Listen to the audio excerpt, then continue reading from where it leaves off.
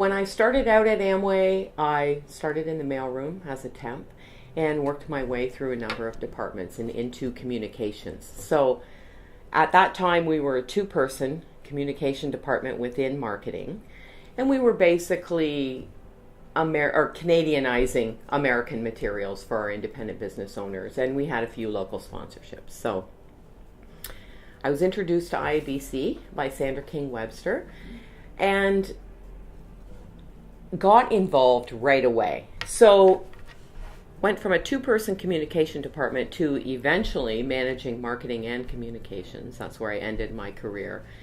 And over the course of that time grew from 2 people to over 15 in communications for 15 years, and then added the marketing team to that.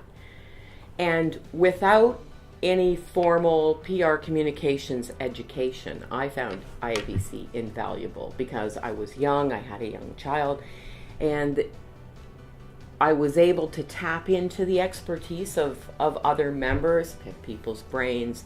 I think that the monthly professional development programs alone are worth the cost of an IABC membership. So that really helped from a developmental perspective for me.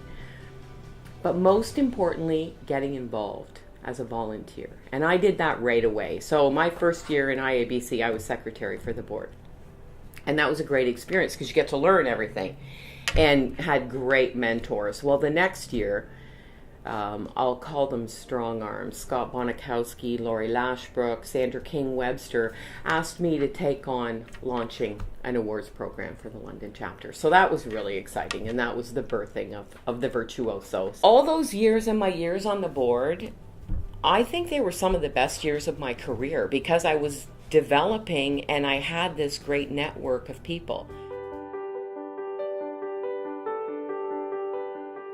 In the early days, we were really worried about the speed of communication. I remember when the fax machine was introduced, and all of a sudden, people are phoning and saying, "Did you get my fax? You didn't answer me yet." Okay, back off. Then you introduce the internet and email and social media, and all of a sudden, that's why I think IABC is even more relevant today than it was back then, because there are so many new tools and technologies and the next shiny thing. Well, okay, you've got this great tool. The premise of good, solid communication and having a plan and knowing your audience still applies. So you have to learn how to take this and use this to deliver the message. In today's day and age, I think the ethics of communication are really, really important.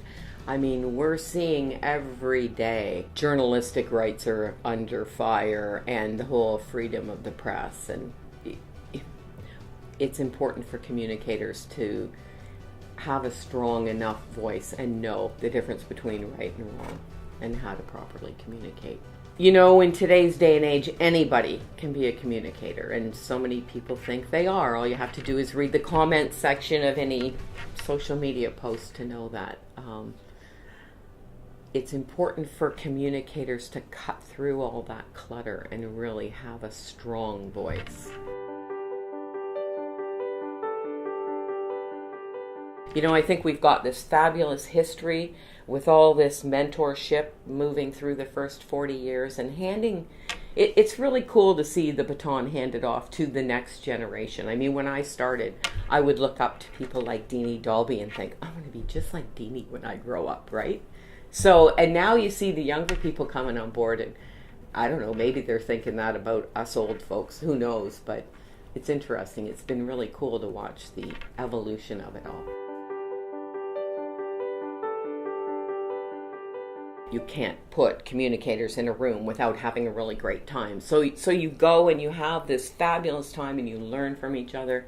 I think that's the absolute best thing about it.